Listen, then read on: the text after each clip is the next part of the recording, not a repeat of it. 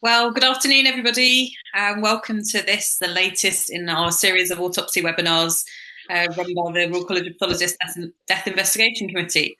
My name is Esty Oud and I chair the Death Investigation Committee. First of all, an apology and thanks as well.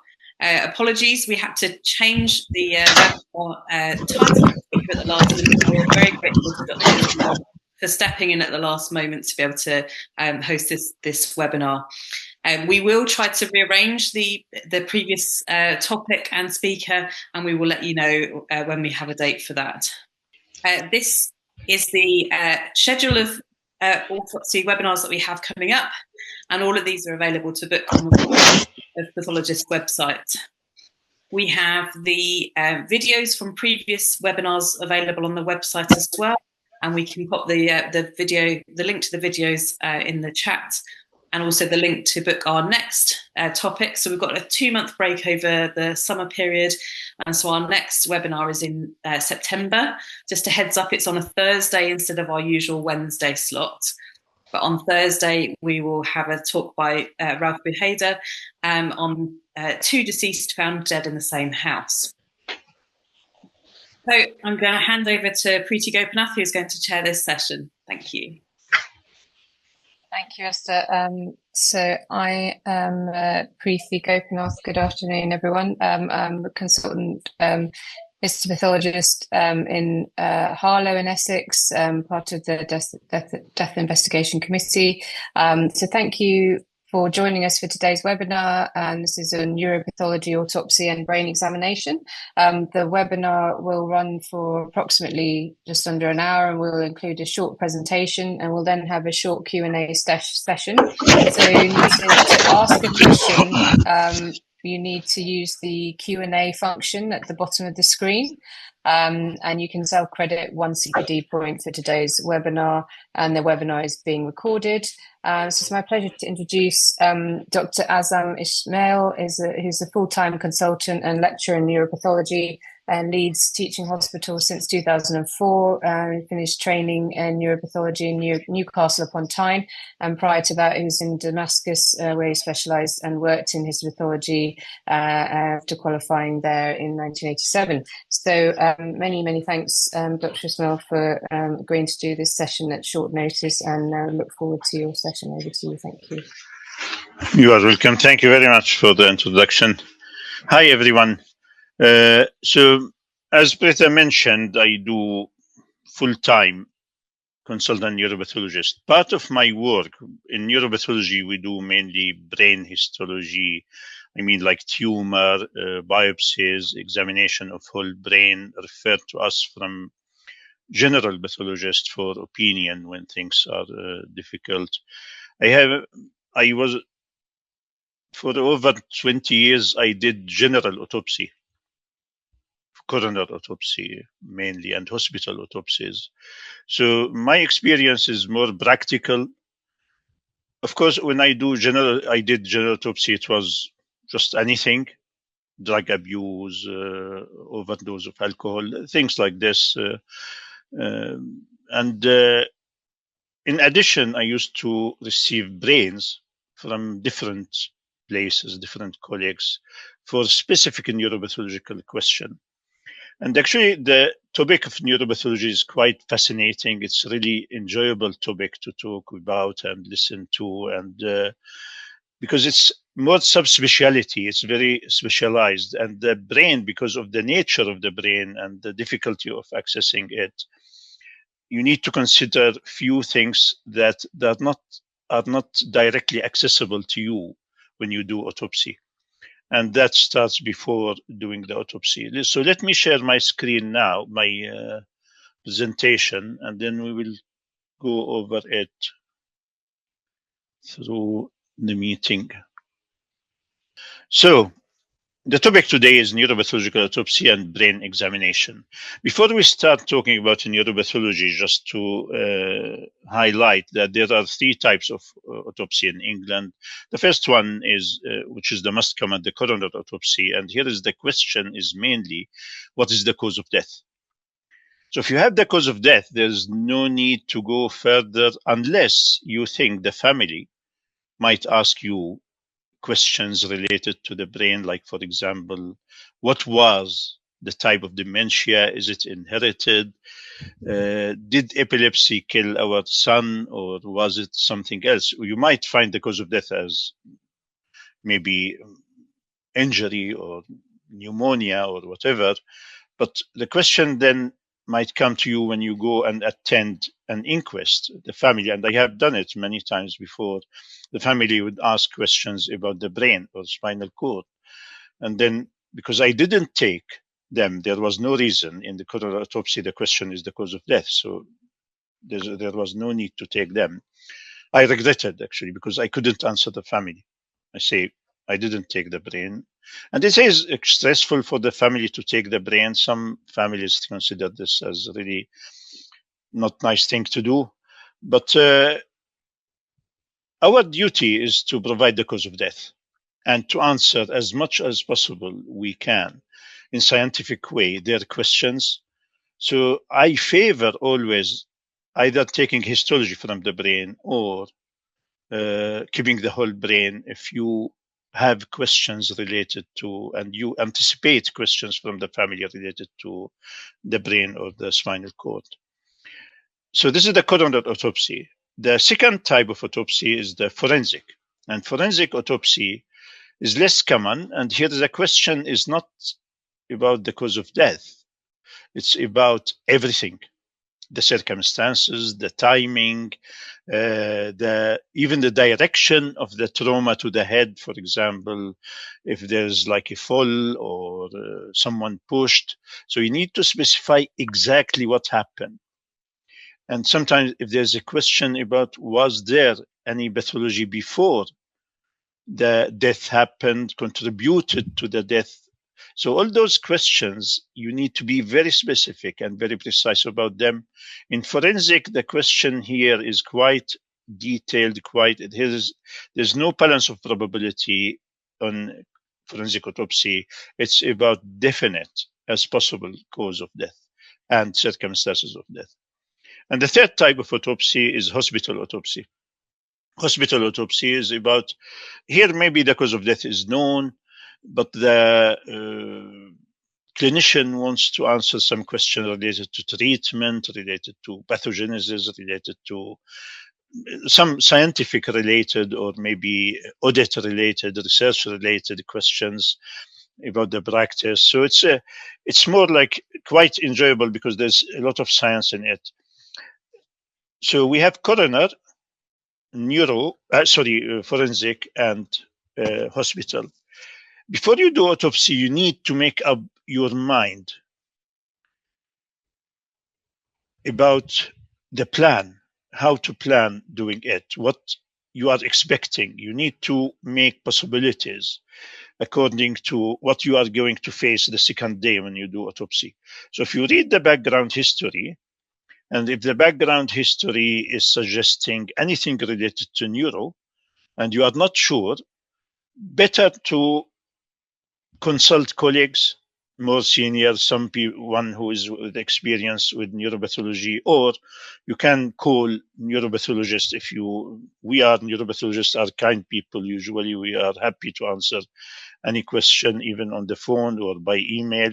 So better to discuss and make up some view, some plan in your head before you do autopsy, by reading the background history and trying to anticipate what you are going to face and if there's anything related to neuroautopsy. Now, usually, when to consider neuro-related death, and here I am talking mainly about coroner autopsies. You can apply it to forensic, but with more details here. So the first one, if there's no obvious cause of death. And I had many cases actually before referred to me, or I did it myself, and we couldn't find the cause of death. So if we keep the brain, then we can answer the question of meningitis. And viral meningitis wouldn't show you more than congestion. So it's quite important to keep the brain. Encephalitis can look like edema. just edema in the brain. So you can't tell unless you examine histology. So even if the brain looks normal, better to keep it if you don't have the cause of death. There are here two scenarios you can do. The first one, either to keep the brain as a whole and send it to neuropathological examination, detailed neuropathological examination, which is the best practice. But the disadvantage is that the family will be stressed, and then you will have to explain why, to justify why you keep it. It's not the decision of the coroner, by the way, or the family. It's your decision as a pathologist. You can, if the family objected and if the coroner objected to you keeping the brain, you can tell them, I might not be able to answer all your questions. So there's limitation here. You need to explain it, that I wasn't able to keep the brain. If you can't keep the brain, you can take histology, and I will explain in a slide what parts of the brain we need to take histology from, the standard sections we can take histology from. So this is the first reason why you keep the brain, no obvious cause of death. I prefer, actually personally, to examine the whole brain. But again, if you feel there's no need, then just take standard histology, which I will explain in a second. The second reason is epilepsy. And many of you, SUDEP, sudden unexpected death in epilepsy. We need to examine histology of the brain to exclude any other possibility. Also, most families and most relative or next of kin would want to know, was the cause of death the seizure because of epilepsy? Was there any, and this is a big question, actually, quite emotional question for the family. Was there anything that we could have done to save our son or daughter? And this is especially most death happen in young people in epilepsy, usually between 20 and 40 or 30. So you have a lot of question to answer. What was the cause of epilepsy? Is it inherited? Was it possible to treat it? Was it the seizure who killed the deceased? So there are many questions. The only way to answer them is to examine the brain. In epilepsy, you can find cortical dysplasia, hippocampal sclerosis, tumors, or nothing whatsoever, just congestion in blood vessels. So keeping the brain is always recommended in epilepsy or taking standard sections. Head injuries, either traumatic or like any type of head injury during car accident, so better to keep the brain. If you find that there is obvious skull fracture, subdural hemorrhage, herniation, and there's no question about this deceased, and the circumstances are obvious that there was, you can explain why the head injury happened, why the fall happened. If you have those answers, then there's no need to keep the brain. But, and this is from my experience, there are always a lot of surprises. Like, for example, a fall because of Parkinson's disease, a fall because of vascular encephalopathy, for which you need to examine the whole brain to find it, to fix it and examine it, to say that this person had a fall and traumatic head injury because of another cause, maybe a stroke, maybe a tumor. Even I have cases where there was a tumor, wasn't diagnosed during life and caused death because of just a fall and trauma to the head. Alcoholic encephalopathy, you need to examine histology, and drug abuse, even you can find a link between the fall and drug abuse. And so all those things can be answered, the cause of the trauma to the head, by examining the brain. Even like driving a collision of between two cars, one of them die and elderly person, and this is quite common scenario. I had it before. Actually, the person who died and had the accident had stroke before the accident. So the hemorrhage inside the brain wasn't caused by the accident. It was the cause of the accident. And here you need to also explain how long survival was. So there are a lot of questions related to trauma to the head, the direction, the contusion. You need to keep the brain to answer them. Quite complex part of neuropathology autopsy. That man, I remember the case, not only one person, but more than there was cerebral amyloid angiopathy, which caused the hemorrhage in the brain and then the accident. So, and that sometimes can be familial. So you need to examine it. Intracranial hemorrhage, stroke, and infarction, as I explained in head injury, there are many causes. So you can say that there was stroke, there was hemorrhage, there was infarction, but it's not enough. The question will come, why? Was it due to arterial hypertension? Was it vasculitis? Was it tumor? Was it encephalitis? Was there any malformation, vascular malformation causing it? So there are many different causes: amyloid angiopathy, aneurysm embedded inside, especially usually the temporal lobe. So there are many questions you need to answer here by keeping the brain and examining it. Neurodegenerative disorder is massive subjects, and this is quite common when you do autopsy on elderly, even over 60, who had dementia and claim that they were either neglected or abused by carers. And here you have a duty to answer the question, was the cognition of the deceased worth considering in as facts or as hallucination or as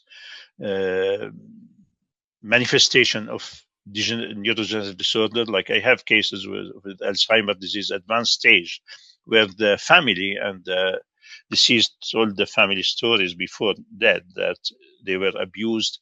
But actually, when you look at the brain and see a degree of like advanced degree of Alzheimer's disease pathology, then you can question the claim.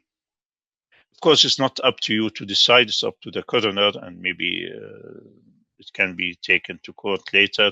So there are a lot of complications around neurodegenerative disorders. Young person with Parkinson's disease, the question here would be, does it run in family? And we know that Alzheimer's disease, Parkinson's disease, when it happened in young people, young, I mean 40, 50. So usually it's genetic, it's run in so the family members would want to know the exact diagnosis and the risk they are exposed to by having one member of the family with such disease. So again, they will come back to you and ask you during inquest. Of course, brain tumors and surgery are another part of neuropathology autopsy that you have to explain. Was surgery contributing to the death? Did the tumor come back? Was the surgery enough? Was there any different pathology around the tumor that can explain death or the symptoms?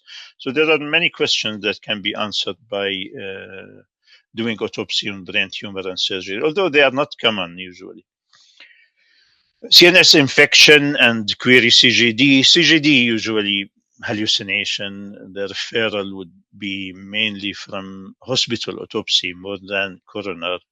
But sometimes it's coroner, and if you have a patient who develop rapid hallucination or unusual sensation and nobody knows what's going on, then consider maybe it's CGD. And CGD is not a terrifying thing. It can be done in any isolation room, and you don't have to do the whole autopsy. If you are in doubt, you can do brain only, which is enough, more than enough to confirm or exclude this, and you can fix it in formalin, and you don't need to keep fresh. Infection, as I mentioned, there are many encephalitis, and I have seen it in my practice, where, especially viral encephalitis, where you don't find anything in the brain on macroscopical examination or during autopsy. Just you need to examine the brain. And sometimes meningitis, encephalitis can be focal. You don't need to see it. Others like metabolic alcoholic encephalopathy, hypoglycemia, hyponatremia, multiple sclerosis, by examining the brain, you can confirm it. Like, for example, hypoglycemia in patients with diabetes.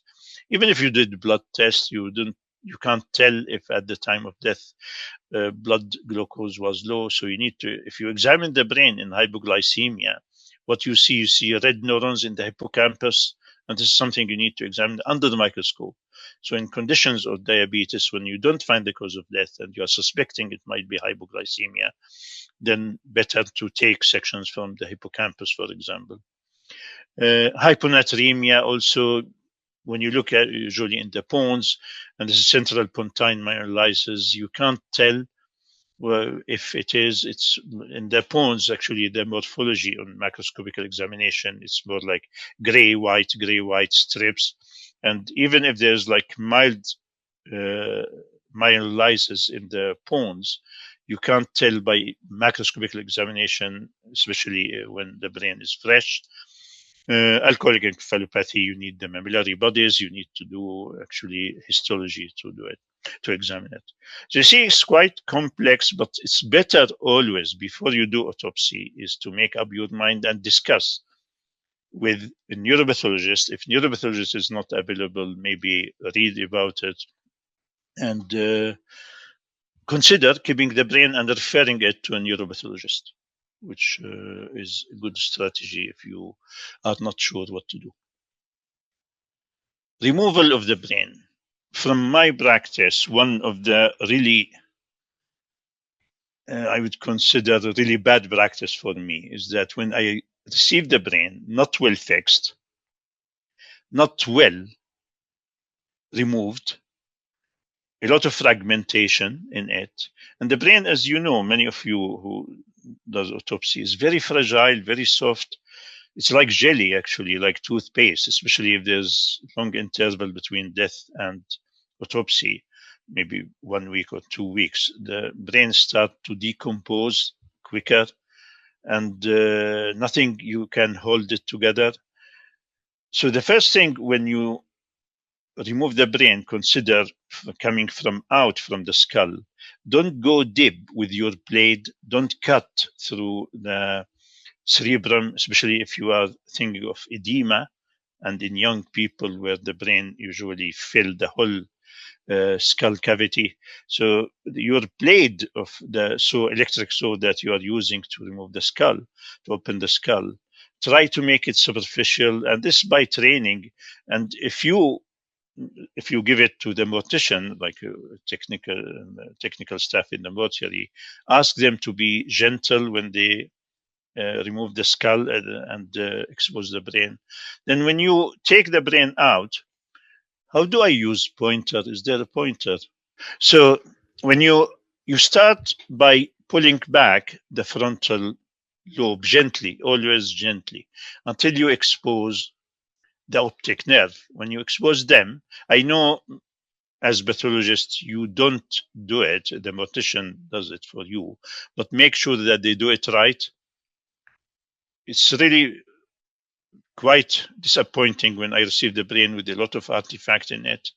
And those can affect actually my conclusion, my report. So remove the optic nerve as much as possible near the bone, the posterior edge of the anterior cranial fossa, and then keep pulling out until you expose the middle cranial fossa where you can see the tentorium. So you make a cut through the tentorium, like curve cut, and that would expose the posterior cranial fossa. Then go as deep as you can to the spinal cord through foramen magnum and swing the blade of your scalpel until you release the medulla from the spinal cord. And the more you can get us deeper, the better. Actually, we can examine more, at least C1 or C2 from the spinal cord, and you can reach them. So when you take it out, then that would make it easy actually to remove. Support it always in the back by your hand so it doesn't fall backward and cause the brainstem to be separated from the cerebrum. And be gentle with it. And with practice, you can develop it easily, actually. As soon as you take it out, weigh it. normal weight usually between 1200 and 1400. And if you decide if you want to keep it, which I recommend, actually, if you are not sure what to take and what to do, just keep it. This is the way to do it, to fix it. Make sure it's floating in formalin, in big bucket, not small one. And the formalin needs to be maybe 5 times the amount of formalin of the size of the brain. So make sure that it is floating by having a string through the basilar artery, behind the basilar artery, and tie the string, it will float in the fluid very nicely, and then formalin can penetrate deep. If you don't do that, and if you rub it, well, let's say rub it with a head cup or leave it on the floor, what will end up with formalin penetrating only the cortex and subcortical white matter, and all deep structure, including the basal ganglia, the thalamus, will be digested by bacteria. So you end up with a lot of artifacts, which ruin nearly completely the brain examination for neuropathologists. So please make sure this is what you do. Leave it 4 weeks in formalin, and then send it to the neuropathologist or examine it yourself or whatever you want to do with it. So, but this is the way to fix it. So please consider this when you keep the brain. The same spinal cord, if you remove it, removing the spinal cord isn't that complex, it just needs practice. I'm not going to explain it now, but if you remove the spinal cord, make sure that you don't twist it too much, just put it in the floor of the bucket, just as a circle around the brain, and it will be fixed well. Those are the sections, the standard section that you take from the brain. And what is the idea behind them? Actually, it's quite simple idea. Different parts of the brain do different function, which is functional neuroanatomy, as everyone knows. And because they do different functions, they have different demand and need for oxygen, glucose, blood supply, different chemicals. And the whole histology of the brain is similar, actually, gray and white matter. But the functionality of different parts, even at cellular level, varies. Although the cells look exactly the same, but some of them do motor functions, others do sensory functions, others integrate the input and make models of it. So there are different activities happening in the brain at the time of death and before death, which bring to us the question of what pathology can be found in specific area. So, for example, in Alzheimer's disease, definitely we need to examine the hippocampus. In CJD, we need to examine the thalamus. In motor neuron disease, we need to examine the cortex, the motor cortex of the frontal lobe. It's mainly here. And we need to examine the spinal cord. In cerebral amyloid angiopathy, we need to examine the occipital. In Parkinson's disease, we need to examine the substantia nigra. So different parts of the brain can show us different pathology. So we end up with standard sections. So let's start. After you cut through the brain, this is the way you need to cut through it, either fresh or after fixation. So you make sections through the brainstem, cross-section through brainstem and cerebellum. Of course, you separate first the brainstem from the cerebrum, brainstem and cerebellum from cerebrum, and then you cut through the brainstem and cerebellum as cross-section. So here you have medulla. You need to take medulla. We need to take the left and right cerebellum, including the middle cerebellar peduncle for diffuse axonal injury. We need to take the pons and medulla. So those are the sections that are needed. From the cerebrum, we need to take occipital, usually medial occipital.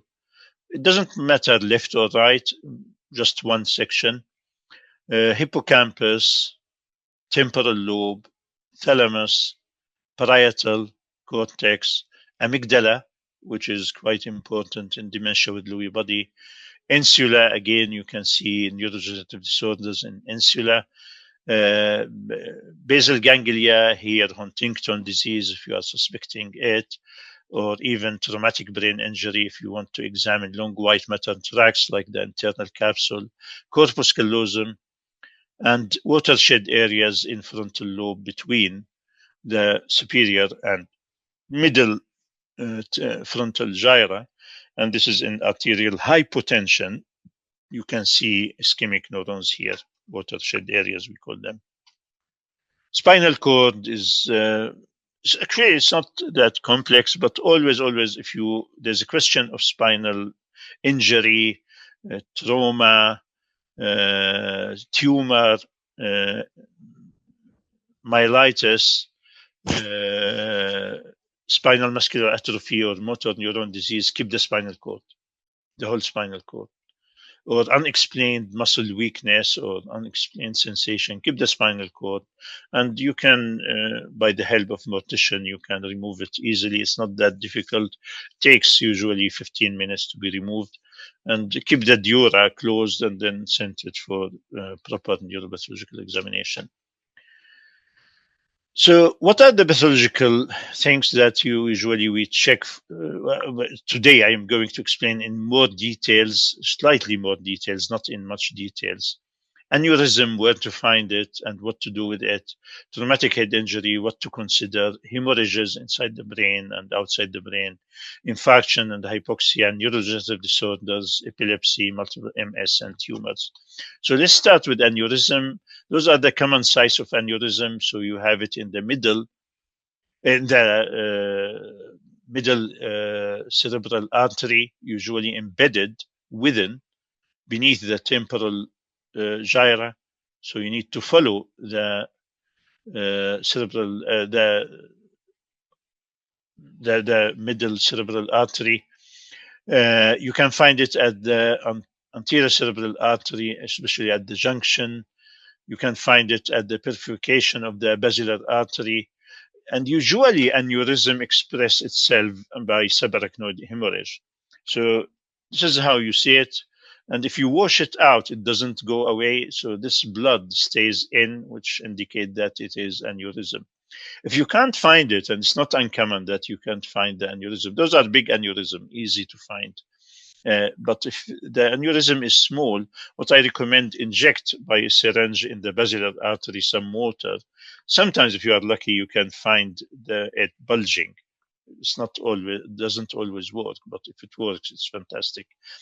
And better actually to dissect, if you are highly suspecting aneurysm, to dissect at the time of death when the brain is fresh, dissect the whole circle of Willis and show the aneurysm, expose it, and maybe take photos. That would be good for you. Sometimes after surgery, clipping, especially when they use clip, they clip with it, and I had cases they clip with the aneurysm, another major artery causing infarction. So it's something you need to be careful about and check very well where the clip is. Is it closing major artery, or is it just the aneurysm rupturing? Traumatic head injury, you need to consider a few things. The primary damage, of course, look at the skull, examine the skull very carefully for laceration. Skull fractures are not easy to find during autopsy. You need to move the bone a little by force, like forcing the bone to move to find the fracture. So better to do maybe scan before doing post-mortem bone scan if you are suspecting skull fracture and you want to confirm it. Cerebral contusion, you need to describe where are the contusions, are they in specific areas, because they can tell you about the impact, the direct impact and the indirect impact, and that would tell you about the mechanism of death, maybe the trauma to the head. Any laceration in the brain itself, intracranial hemorrhage, is it caused by the trauma, or was it the cause of the trauma, like in full? And diffuse axonal injury is something you need to examine on histology to confirm it. And in develop, it can tell you about the timing of death, actually, how long the interval between the trauma and the death. And those things happen immediately. For example, diffuse axonal injury after 1 hour start to develop.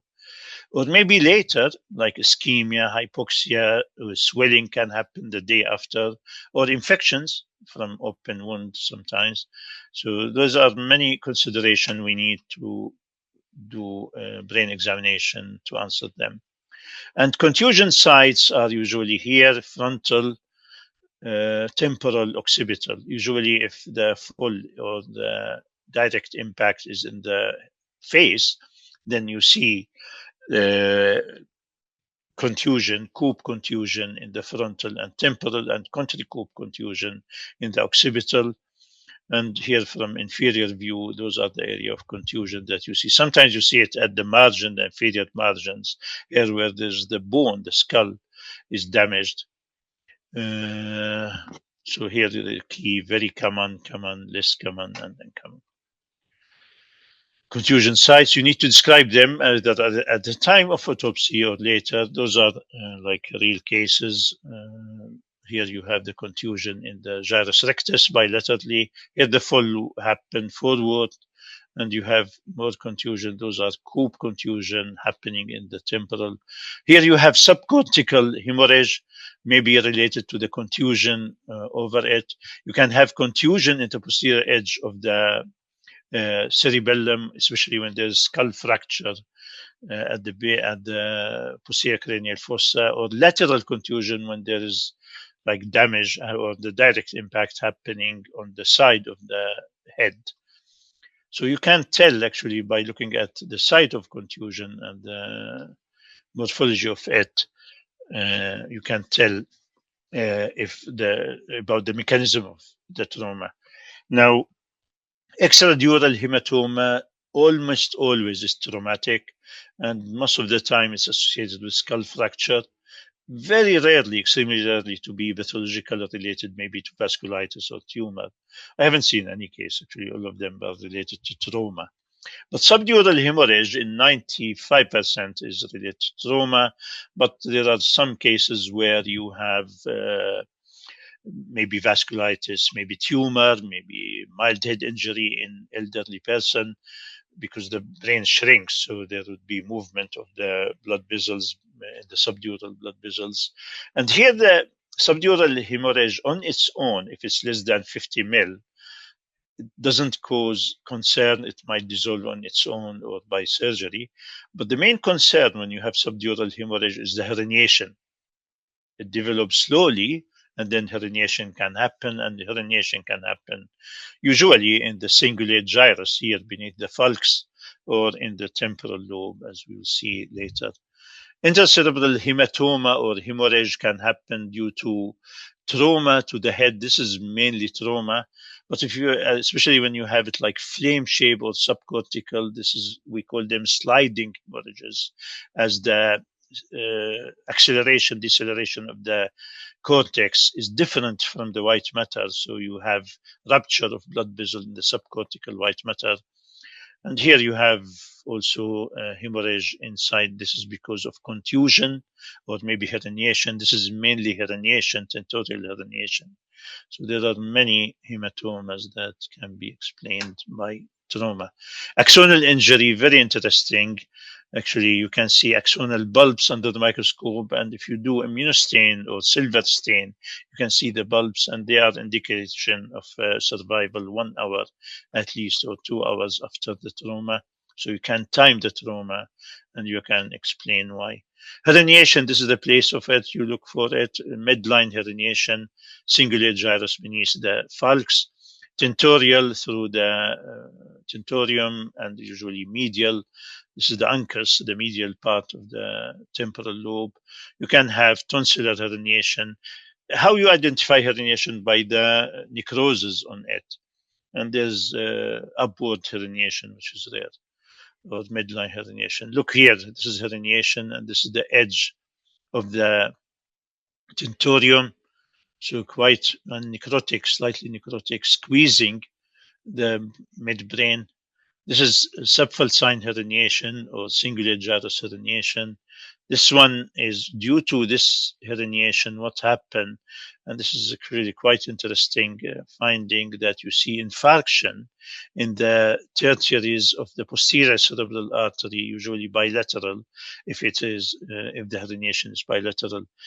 Secondary hemorrhage in the middle of the brainstem is quite common when you have herniation, and this is because of squeezing or angulating the blood vessels inside the brainstem.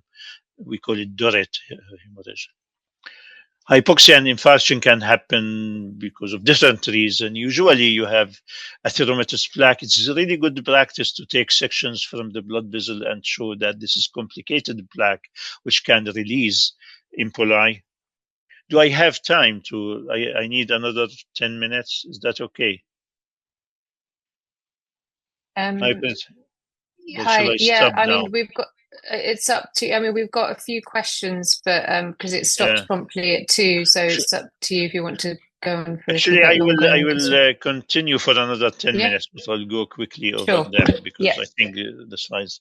So hypoxia and infarction can happen due to rupture and atheromatous plaque.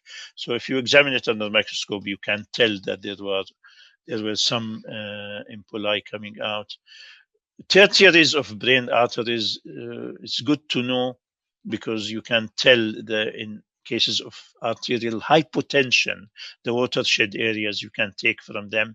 This is the anterior cerebral artery, lateral cerebral artery, middle cerebral artery, and posterior cerebral artery here. So those are the tertiaries. Of course, there are in the basal ganglia also some tertiaries. Infections can be anywhere. If you identify the tertiary, you can tell. And they develop over time. They change the morphology of them. When it's fresh, when it's acute, if you examine the brain when it's fresh, it's very unlikely to detect it. If it happens in 1 hour of death, like so, better to keep the brain, fix it. Usually you see just blurred cortico white matter junction. And tumor can look like this, actually. You can't be sure if you do. You need to examine it under the microscope. Infarction also can, as I mentioned, in the posterior cranial fossa. Under the microscope, what we see red neurons. Those are quite important. Red neurons, you see them in Purkinje, you see in hippocampus, and indicate global ischemia or survival of 1 hour after cardiac arrest, for example. Neurodegenerative disorder, it's always good to keep the brain, as I mentioned, especially in Alzheimer's disease, Parkinson's disease. Usually families have questions that they want you to answer. And this part of neuropathology, better to leave it for us, for neuropathologists, to explain it to you. But if you don't want to keep the brain, you can examine it, describe it. Usually you see atrophy in frontal, parietal, temporal, the occipital is spared. And the atrophy is usually mainly in the hippocampus. Like here, you have severe atrophy in Alzheimer's disease. Under the microscope, we see plaques, neurotic plaques, and we see neurofibrillary tangles, and of course, neuronal loss as spongiform changes. So Parkinson, you need to keep the midbrain and pons, and usually you see Lewy bodies inside. Those are Lewy bodies inside the neurons. They are intraneuronal inclusions. They are positive for alpha-synuclein, and those are indicative of Parkinson's disease. Epilepsy, as I mentioned, there are a lot of pathology that you can see. Ectopic neurons in the white matter, cortical dysplasia, tumors sometimes.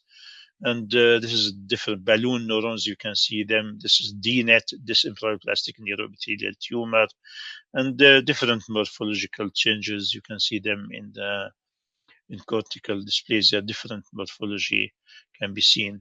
And hippocampal sclerosis is part of epilepsy, actually, and you can see neuronal loss from the granular neurons and the CA regions of the hippocampus. MS, most of the time, it's clinically diagnosed. You don't need to do much about it. But if it's hospital autopsy or some question about the disease, then better to keep the brain and examine later. And here are the places of plaques. You can see white matter plaques like this one here. Sometimes they are difficult to detect and they look similar to basal ganglia. So, and here there are more plaques in the white matter, mainly of the optic nerve. You can see them in the corpus callosum. Under the microscope, we do luxal fast blue to show the plaques. Tumors are quite common, actually, and usually they are diagnosed during life, but sometimes you do autopsy and there's no obvious cause of death, and then you discover that there's tumor, which happened many times with me. And of course, on histology, you can tell it's glioma, ependymoma, whatever.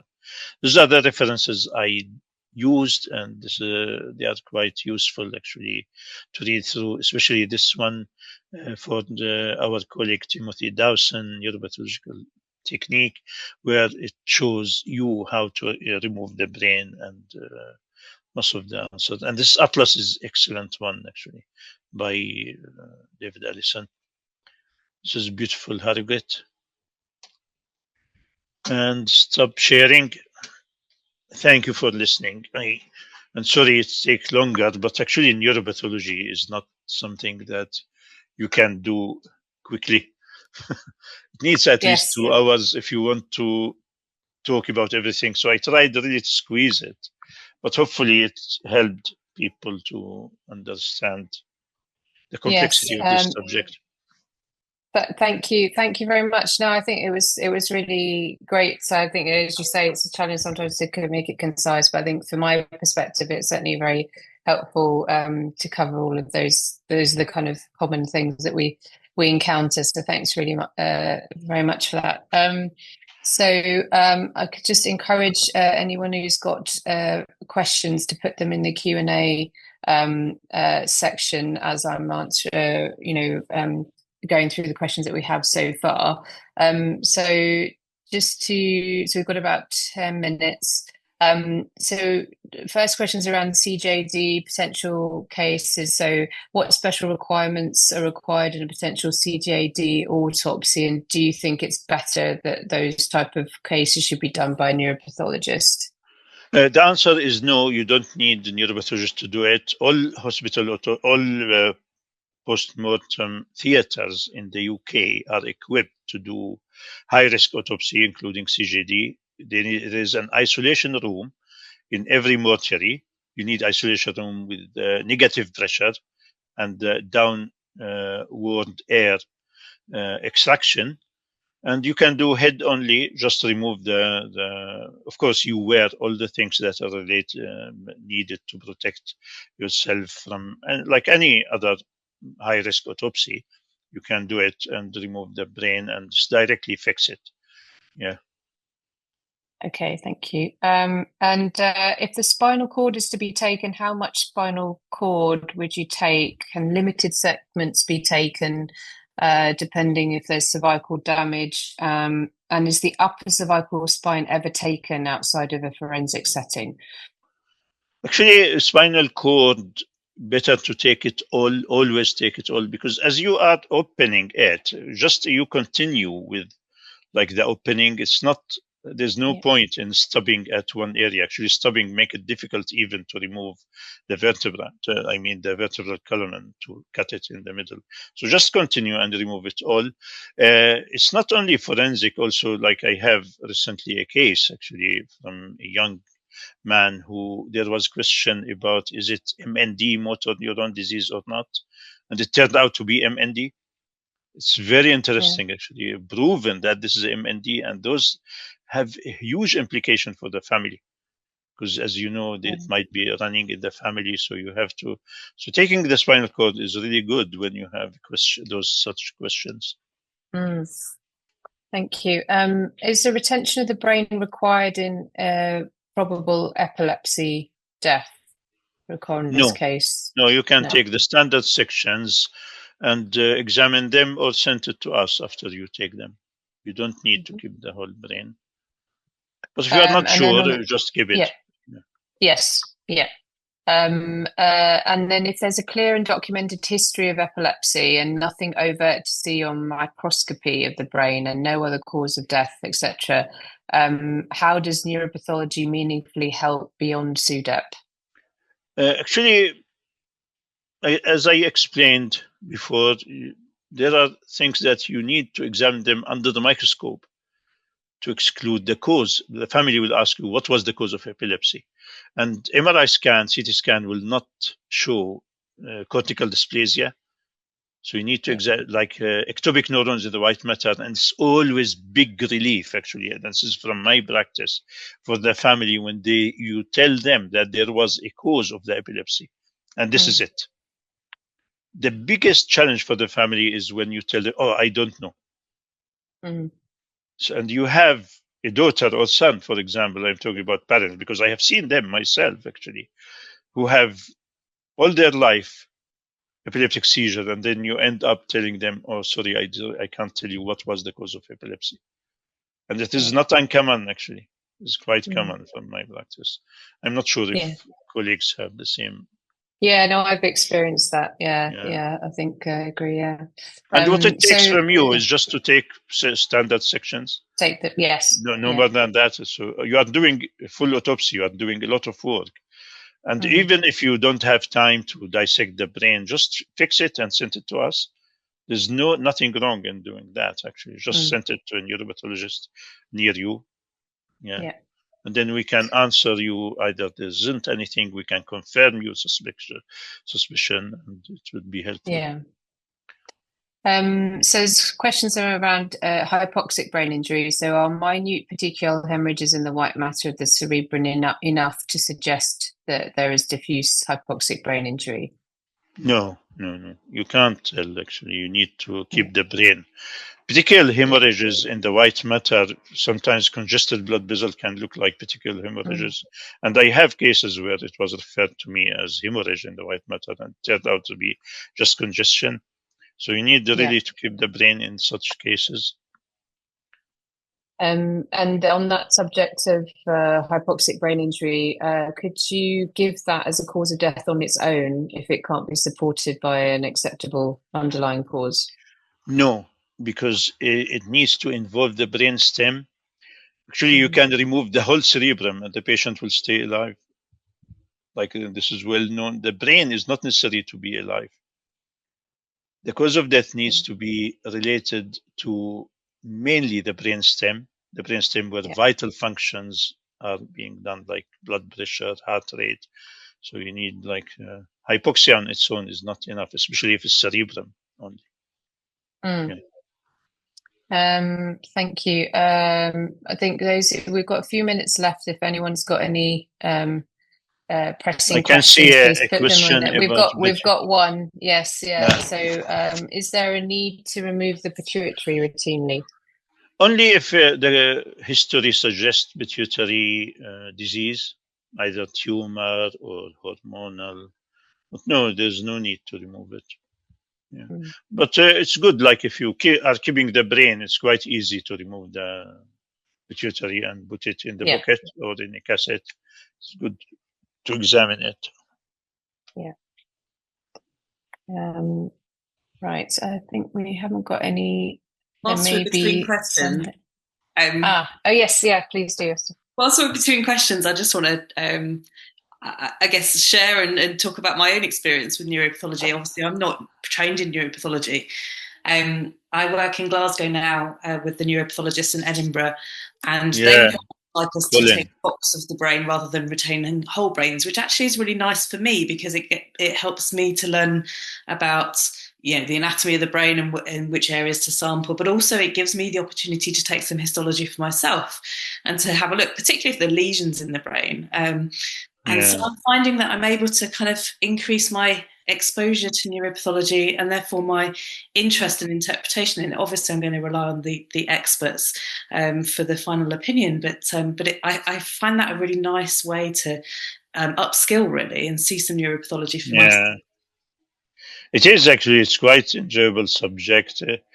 The brain has a unique histology. There's no collision in it and it's open space, so pathology, and you can link clinical background to the pathological findings and you go dig deeper and do immuno and genetic. Quite enjoyable subject actually, also to develop your experience. And as I mentioned, neuropathologists are the kindest people on earth, so you can always ask us, come and learn from us. Yeah. And we've got another question in the chat, which actually is something that that I was going to mention as well, which is about removal of the bony part of the cervical spine, to be able to examine that, and doing that potentially outside a forensic setting. Interestingly enough, Mark, who asked the question, I did this week, but purely by accident. Poor communication with my APTs. It was a trauma-related case, and we were looking at the cervical. I was hoping to look at the cervical spinal cord, and miscommunication. Actually, they removed the entire cervical spine. So our APTs are skilled and able to do that technique. And it was fascinating to see it, actually, just to look at the anatomy. But the question really is about, would you remove that to address issues around manipulation of the neck or other cervical injuries? Would you do that outside of a forensic setting, or would that entirely be in a forensic setting? Actually, to remove the bone, from my experience, you end up with very difficult to find any fracture or any pathology, because formalin will, even at the time of autopsy, it would be very difficult to recognize fracture in the vertebra and the surrounding tissue. Even the hemorrhage, you are not sure, is it pathological or is it not? So my recommendation, when you have traumatic injury to the spinal cord or twisting or whatever, is do CT scan before doing the autopsy. By CT scan, you can tell if there's a fracture or not. You can tell if there's hemorrhage or not. But really, it's very, very difficult to tell when you do autopsy if there's fracture or hemorrhage, especially the cervical area. It's quite difficult. But keeping the spinal cord itself can, by histological examination, especially looking for any hemorrhage inside it, any axonal injury, you can tell if the trauma or the twist was severe enough to cause damage. So the spinal cord, yes. The vertebra, I wouldn't recommend it. Just you are making things complex for yourself and others. Do CT scan and done. That's good advice. Yeah. I'm actually hoping to be able to deal with cervical spine and spinal cord injury as a separate topic for a future webinar. So just to plug that for the future for all of our participants. Yeah. I think we're just out of time. Yes, I think we're out of time now, unfortunately. But thank you very much, Dr. Smil. Just let me answer this question about Parkinson's disease and MS. No. Parkinson's disease on its own is not the cause of death, can't cause death on its own. Usually there's pneumonia, there's traumatic brain injury. MS doesn't cause death unless it's involving the brain stem and the vital centers. As I mentioned, most of the brain is not about survival, it's about just cognitive function. Can I ask, please, do you collect feedback? We don't, unfortunately. It's one of the things maybe we should, because anyway, large group of participants, and we're very grateful to all our speakers. Yeah, thank you very much anyway. Thank you. Thanks very much for that. Our next session is on 18th of September, 2 deceased in the same house. That's the next topic. But thank you very much, Dr. Ismail, for that great session. Thank you. Thanks. Thanks to the webinar team. Thanks, Esther. Bye-bye.